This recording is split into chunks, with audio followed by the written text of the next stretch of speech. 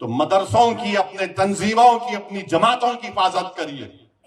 میرے عزیز دوستوں اور بزرگوں اور نوجوانوں، مسجدوں کو آباد رکھو۔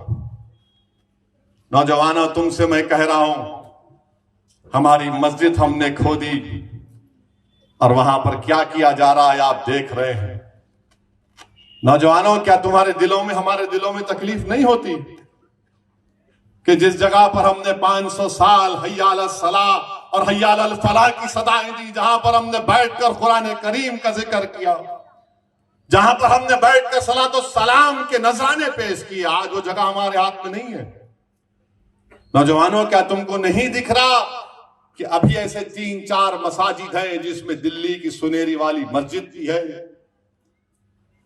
میرے عزیز دوستو، یاد رکھو نوجوانوں، یہ جو طاقتیں ہیں نا، تمہارے دل سے جب اتحاد کو نکالنا چاہتے ہیں، کیوں نکالنا چاہتے ہیں؟ ملی غیرت کو ختم کر دیا جائے، ملی حمیت کو ختم کر دیا جائے۔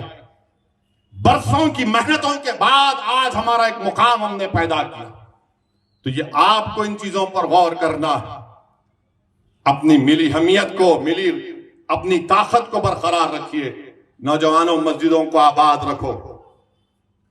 کہیں ایسا نہ ہو کہ مسجدیں ہم سے چھین لی جائے۔ مجھے امید ہے کہ انشاءاللہ تعالی آج کا نوجوان جو کل کا بوڑھا ہوگا، وہ اپنی نظروں کو آگے رکھ کر اپنے دماغ پر زور ڈال کر سوچے گا کہ کس طریقے سے مجھے اپنے آپ کو، اپنے خاندان کو، اپنے شہر کو، اپنے محلے کو بچانا ہے۔ اتحاد ایک طاقت ہے، اتحاد ایک نعمت ہے۔ نفاق اور انتشار موت ہے، یاد رکھو میری اس بات کو۔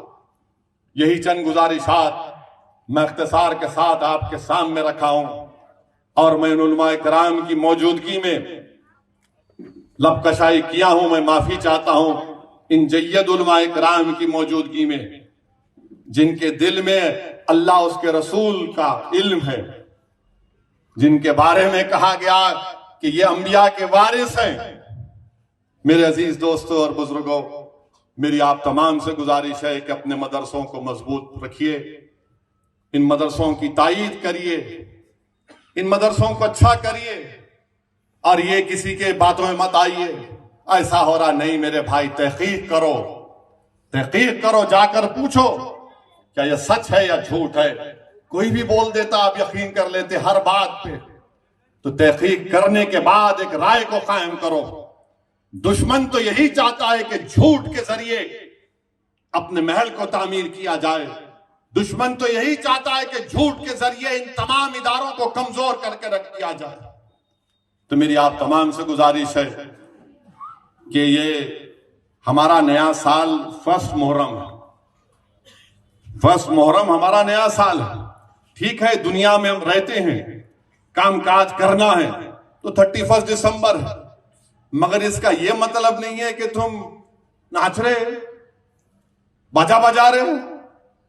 ارے دیوانے، کبھی اتنی خوشی کا اظہار اپنے ضعیف ماں باپ کے سامنے بھی جا کے کرو، جا کے اپنے اپنی اماں کے پیر پکڑ لے، اماں آج تیری گود میں اٹھاتا ہوں میں۔ نہیں، دوست کو اٹھائیں گے آج 12 بجے۔ ارے اماں کے پیر پڑھ لے، باپ کے پیر پڑھ لے، اپنے بیوی کا حق ادا کر دے، مگر نہیں، ہیرو بننا ہے، کول۔ خبر میں گئے تو پورا کول نکل جاتا، اور حشر کے میدان میں پھر کیا ہوگا سوچ لو۔ یاد رکھو، اس دنیا میں آئے تو جائیں گے، کوئی بچنے والا نہیں ہے، سب کو جانا ہے۔ اگر ایسا نہیں ہوتا تو پھر یہ تمام بادشاہوں کے محل آج ویران پڑے ہوئے، 300 سال 100 سال ان کے خاندان پاندان کی حکومت رہی، آج وہاں پر کتا نے پھٹکتا وہاں پر۔